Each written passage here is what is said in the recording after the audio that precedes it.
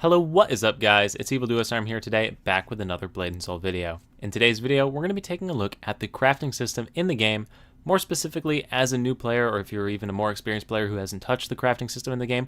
What is the crafting system? How do you get started in the crafting system? And what are the best sorts of things to be working towards in the crafting system? And real quick, before we begin, if you're new to the channel, new to Blade and Soul, or enjoying the content on the channel, please consider subscribing as it does mean a lot to me. Without further ado, let's get into it. So in order to get started with crafting in Blade and Soul, you're going to need to join a crafting guild. So to access the guild menu, you're going to press L on the keyboard, and if you're not a member of any guilds already, you're going to get a pop-up that says you need to be at least level 11 to join a guild. So after you get to level 11, you can join a guild. The very first place you're going to be able to join a guild is Jadestone Village. However, as the majority of people who will be watching this video are towards the end game region, and that's really when you can start thinking about crafting most readily, you're going to end up wanting to go to Zyway. So to get to Zyway on the map, you're going to hit M on the keyboard to open up the map. Zyway is located in the Silverfrost Mountains. It's the main region in the middle. And then on the left side, you're going to see an option for the Gossamer Inn. This is the fastest fast travel location to this place. So the Gossamer Inn, click on the square to zoom in, and you will see all of the different crafting guilds are available in this location. So if I zoom in my mini-map over here, you will see that I have all the different crafting guilds located in sort of a ring around the area.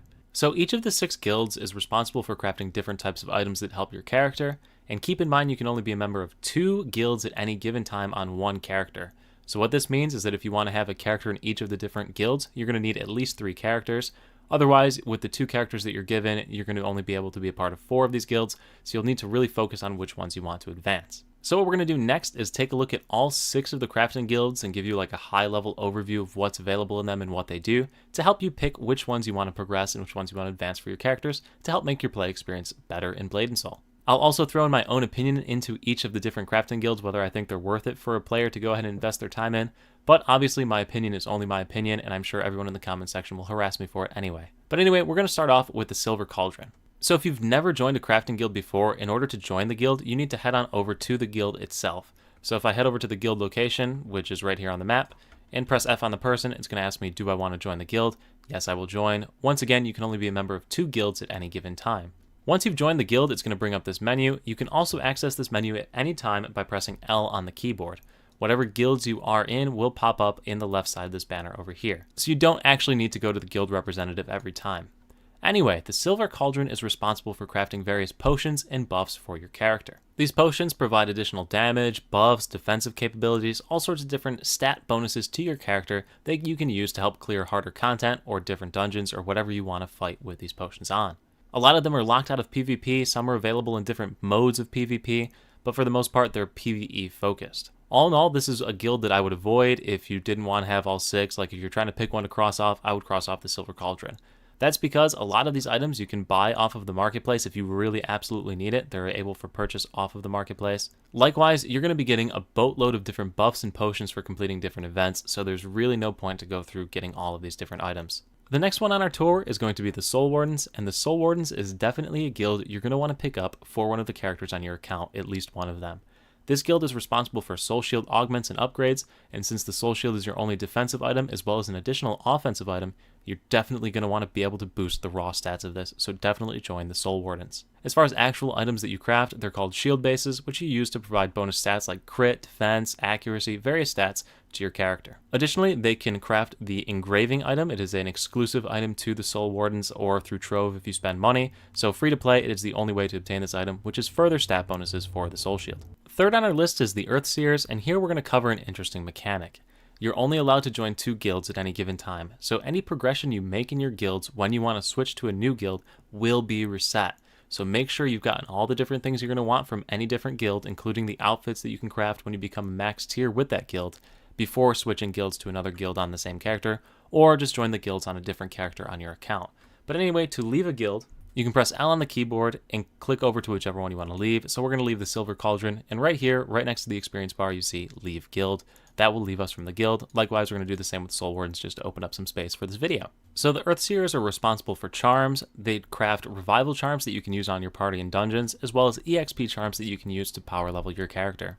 This is a solid flex pick, and I would probably put it on like my second character if I didn't really want to progress it super hard, since the EXP charms can be super nice when you do eventually get it to the max rank.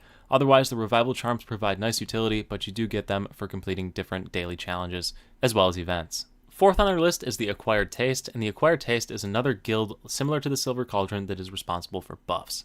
So the buffs you craft with Acquired Taste are EXP buffs, so more experience for killing mobs, as well as dumplings that provide attack or defense bonuses to your character. All in all, these buffs, once again, are not super useful because you do get a lot of the buffs just from events. They'll give you different potions and different items that you can use during raids and dungeons to increase your overall stats, and since you can only have like one buff active at any time for most of the different buffs in the game, not really one of the stronger guilds. Next on the list, number 5, is going to be the Forge Keepers, and this is one of the absolute musts of the game. You can craft so many different upgrade materials with the Forge Keepers, plus some pretty cool weapon skins. Definitely one you're going to want to pick up.